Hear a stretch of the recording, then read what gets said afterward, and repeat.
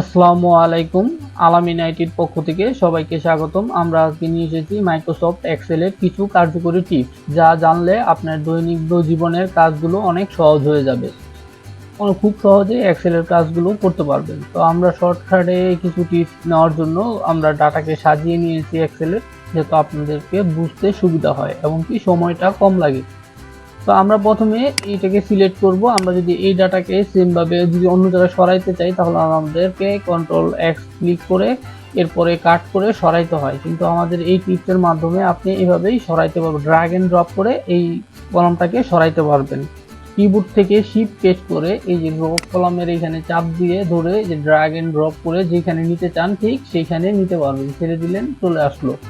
এভাবে আপনারা vertical wetland দুইভাবেই সরাই নিতে পারবেন। যেমন ধরেন আমি যদি আরো 2 কলম সরাই নিতে চাই, তাহলে এইভাবে ড্র্যাগ এন্ড ড্রপ করে সরাই নিতে পারবো। যদি বলি এখানে না এইখানে নিব, এখান থেকে এখানে, এখান থেকে এখানেও আমরা নিতে পারবো। তা আবার যদি আমরা 2 কলম সরাই নিতে চাই, সেটাও আমাদের পক্ষে সম্ভব। সেটা হচ্ছে এখান থেকে যদি আমরা এখানে নিতে চাই, তাহলে এখানেও আমাদের ড্র্যাগ এন্ড ড্রপ করে নেওয়া যাবে। এই গেল টিপস নাম্বার 1। এবার আসেন টিপস নাম্বার 2। আমরা যদি এই সেলটাকে এদিকে পরপর কপি করতে চাই, তাহলে আমাদেরকে ফার্স্টে কিবোর্ডে ক্লিক করতে হয় এবং সিলেক্ট করে কপি করতে হয়। তো আমরা এটা কপি করার প্রয়োজন নেই। আমরা যদি এইভাবে সিলেক্ট করা অবস্থায় কন্ট্রোল চাপ দিয়ে যেখানে টান দিব, ঠিক আমাদের ঠিক সেখানেই বরাবর কপি হয়ে যাবে। একবার লাইন বরাবর কপি হয়ে যাবে। আমাদের যে কটা প্রয়োজন সে কটা আমরা এভাবে কপি করে নিতে পারবো। এই গেল টিপস নাম্বার 2। এরপরে টিপস নাম্বার 3 যেটা আছে সেটা আমাদেরকে দেখিয়ে দিচ্ছি।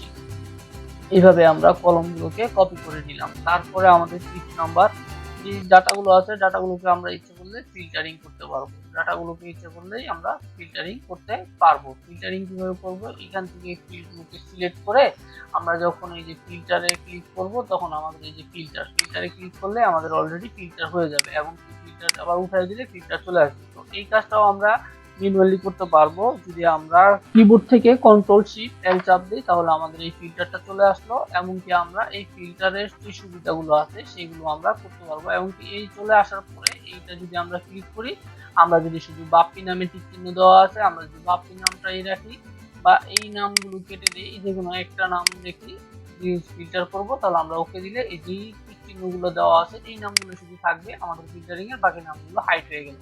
আবার আমরা যদি এইভাবে করতে চাই, ফিল্টারিং করতে চাই, তাহলে আমরা স্লট করে এই যে ছোট বড় থেকে ছোট, ছোট থেকে বড়, এগুলো আমরা স্লট করতে পারবো। দেখেন Z two A to Z, ছোট থেকে বড়, বড় থেকে ছোট, আমরা এগুলো ফিল্টারিং করতে পারবো। এই হচ্ছে ফিল্টারিং এর সুবিধা। এমনকি আমরা যদি ফিল্টারিং না রাখতে চাই, তাহলে এই রোটাকে আবার সিলেক্ট করতে হবে। সিলেক্ট করে শিফট অল্টার এল প্রেস করলে আমাদের এই ফিল্টারটা চলে যাবে। আশা করি আপনারা এই জিনিসগুলো বুঝতে পেরেছেন। এরপরে যেটা আমরা করব, টিপস নাম্বার 4। আমরা যদি দেখি কোনো কলমের লেখা আমাদের অতিরিক্ত হয়ে গেছে, এই কলমগুলোকে মানে সারিটাকে সুন্দর করে সাজাতে হবে বা এটা করতে হবে, তাহলে আমাদের প্রথমে এটাকে সিলেক্ট করতে হবে এবং ফিল্টে যাব। ফিল্টে যেয়ে আমরা যদি কলাম উইথ অটো কলাম দিই, তাহলে আমাদের এই সবগুলো কলামই অটোমেটিকলি যার যার অবস্থান মতো ঠিক হয়ে যাবে।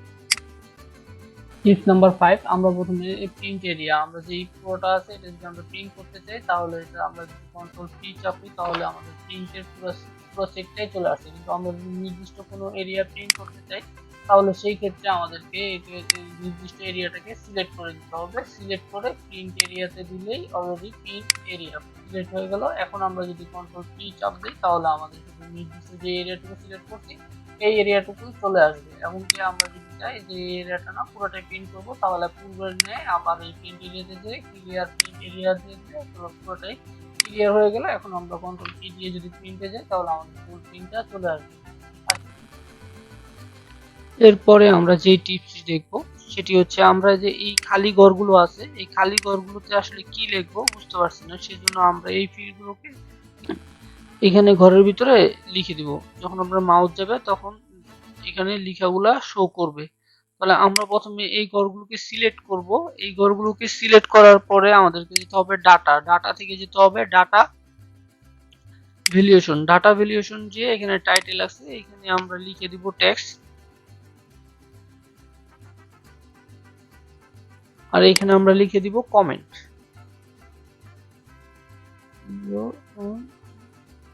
কমেন্ট, এখানে আমরা লিখে দিব কমেন্ট।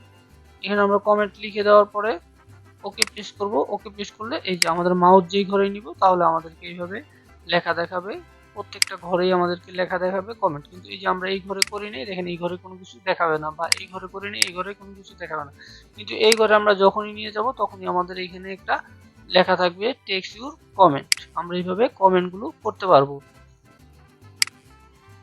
এরপরে আমরা যেই টিপসটা দেখব ক্লিপবোর্ড ইউজ করে কিভাবে কপি পেস্ট করে নিয়ে আসা যায় কিছু রোগুলোকে। যেমন আমরা 3 নাম্বার রোটাকে যদি সিলেক্ট করি তাহলে 3 নাম্বার রোটা সিলেক্ট করলাম। এখন ক্লিপবোর্ড থেকে এখানে কপি করলাম, কপি।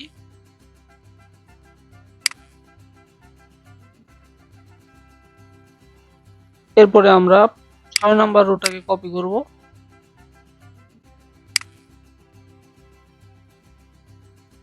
6 নাম্বার রোটাকে আমরা কপি করলাম। এরপরে আমরা 9 নাম্বার রোটাকে কপি করব। 9 নাম্বার রোটাকে আমরা কপি করলাম। এখন আমরা এই তিনটা চাইতেছি একসাথে আমাদের নেওয়ার জন্য। এরপরে আমরা পেস্ট অল দিব, তাহলে আমাদের এই যে তিনটা সুন্দরভাবে পেস্ট অল হয়ে গেল। তাহলে আমরা এইভাবে সিলেক্ট করে ক্লিপবোর্ডের মাঝখানে এইভাবে সুন্দর করে এটাকে কপি পেস্ট করে নিতে পারবো। আমাদের যে যে রোগুলো প্রয়োজন আমরা সেই রোগুলো এইভাবে নিতে পারবো। দেখবো সেই টিপসটি হলো আমরা কিভাবে একটি কলমকে আরেকটি কলমে সরিয়ে নিব। তো আমরা এইটাকে সিলেক্ট করব, এই রোটাকে যখন আমরা সিলেক্ট করব, সিলেক্ট করার পরে আমরা শিফট চাপ দিয়ে কলমটাকে ধরে এই পাশে নিলে আমরা এক ঘর থেকে আরেক ঘর টেবিলটাকে সরিয়ে নিতে পারবো। এইভাবে আমরা কাজগুলো করতে পারবো।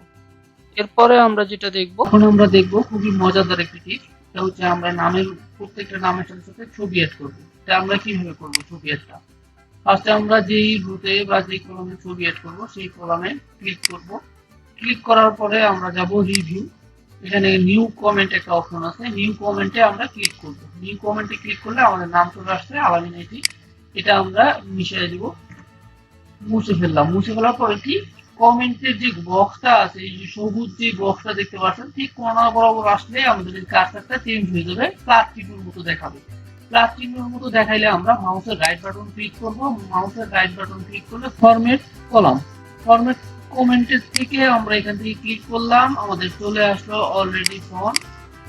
এখানে অটোমেটিক কালার, মার্জিন, অনেকগুলো জিনিস চলে আসছে। তো আমরা যাব এখান থেকে colour and lines. Colour and লাইনসে যাওয়ার পরে যাব আমরা কালার। কালারে যে আমরা অটোমেটিকলি কালার করে দিলাম, অটোমেটিক কালার। এইখান থেকে আবার অটোমেটিক কালার থেকে আমরা ফিল ইফেক্টে যাব। ফিল ইফেক্টে যাওয়ার পরে আমরা এখানে পিকচার একটা অপশন দেখতে পারবো। পিকচার একটা অপশন থেকে আমরা যে সিলেক্ট পিকচার, তারপর হচ্ছে আমি যেখানে পিকচারটা রাখছি ঠিক সেই লোকেশনে আমাকে যেতে হবে। আপনি যেখানে পিকচারটা রাখবেন ঠিক আপনার লোকেশনে যেতে হবে। আমি একটা পিকচার রেখেছি, এই যে পিকচারটা নাজমুল, ওর পিকচারটা আমরা নিলাম, নেওয়ার পরে আমরা ইনসার্ট করলাম। ইনসার্ট করার পরে আমাদের এরকম চলে আসলো। এরকম চলে আসার পরে আমরা ওকে দিলাম। তারপরে আমাদের ছবিটা এখানে চলে আসছে, তারপর আমরা এখান থেকে ওকে দিলাম। ওকে দেওয়ার পরে আমার পিকচারটা এরকম চলে আসলো। তো আমরা ইচ্ছা বলে এই যে কিবোর্ডের এই কোণাগুলো ধরে ছবিটাকে আরেকটু স্মুথলি ছোট বড় করে নিতে পারবো। এই যে দেখেন মাউসের রাইট বাটনটা চেঞ্জ হয়, বিন্দু বিন্দু দেওয়া আছে। সেখান থেকে আমরা অলরেডি ছবিটাকে অনেক ছোট করে নিলাম, তাহলে আমাদের এই ছবিটা দেখতে এবং বুঝতে খুবই সুবিধা হবে। এখান থেকে আরো ছোট করে নিলাম, ছবিটা ছোট করে নিলাম। এখন দেখেন এই কলামে যখনই আমি ক্লিক করব তখন আমাদের ছবিটা চলে আসবে, অটোমেটিকলি এই ছবিটা চলে আসবে। এই কলামে ক্লিক করলে কিন্তু আসে না, কারণ আমরা এই কলামে অলরেডি সিলেক্ট করিনি। আমরা যদি এই কলামে সিলেক্ট করতে চাই তাহলে আমাদের ঠিক একইভাবে আমরা যদি এই জিনিসটা একই কলামে করার পরে দ্বিতীয় কলামে যদি আবার করতে চাই তাহলে আমাদের একইভাবে করতে হবে। তো আমরা একইভাবে করার জন্য যে কলামে করব সেই কলামটি আমরা সিলেক্ট করব। সিলেক্ট করার পরে আমরা নিউ কমেন্টে যাব। নিউ কমেন্টে যাওয়ার পর আমাদের এরকম আসবে, আমরা চাইলে নামটা রাখতেও পারি, নাও রাখতে পারি। এরপরে আমরা যাওয়ার পরে ঠিক এখানে মাউসটা ক্লিক করলে প্লাস চিহ্ন আসবে। প্লাস চিহ্ন আসার পরে আমরা মাউসের রাইট বাটন ক্লিক করলে ফরম্যাট কলামে আসবে। ফরম্যাট কমেন্টে আসার পরে আসার পরেই আমরা এখানে কালার এন্ড লাইনসে যাব। কালার এন্ড লাইনসে যাওয়ার পরে আমাদের ফিলটা অটোমেটিক করে দিতে হবে, এবং ফিল ইফেক্ট থেকে যে আমাদেরকে এই যে পিকচারে ক্লিক করলে সিলেক্ট পিকচার, এখান থেকে আমাদের যেখানে আপনাদের ছবিটা রাখা থাকবে ঠিক ওইখানে ব্রাউজে যেতে হবে। ব্রাউজে গেলে আপনারা এইভাবে সিলেক্ট করে দিবেন। সিলেক্ট করে দিলে ঠিক আমাদের এই পিকচারগুলো এইভাবে পেয়ে যাবে। এই যে এইভাবে পেলো। পাওয়ার পরে আমরা ঠিক এটাকে ওকে বললে আমাদের পিকচার মোডে চলে আসবে। এই যে আমাদের পিকচার মোডে চলে আসছে। এখন এই বিন্দু বিন্দু যে অপশনগুলো আছে, এই বিন্দু বিন্দু অপশনগুলোকে আমরা সুন্দর করে ধরে এইভাবে ফিল্ডে সুন্দর করে সাজিয়ে নিতে পারবো, একটু ছোট বড় করে নিতে পারবো। আপনার ঠিক যতটুকু ইচ্ছা আপনি করে নিতে পারবেন। এইভাবে আপনি ফিল্ডগুলো অ্যাড করবেন। কিন্তু ফিল্ডের বাইরে যদি ক্লিক করেন, এখন যদি আবার ফিল্ডের এই ছবিটা চেঞ্জ করতে যান, তাহলে এটা আপনি পারবেন না। ঠিক এখান থেকে ফরম্যাটে ক্লিক করে এডিট কলামে যেতে হবে। এডিট কলামে গেলে আপনারা আবার পুনরায় এটাকে এডিট করতে পারবেন, অন্যথায় আবার এটাকে এডিট করা যাবে না। আশা করি বুঝতে পেরেছেন। সবাই ভালো থাকবেন। আসসালামু আলাইকুম।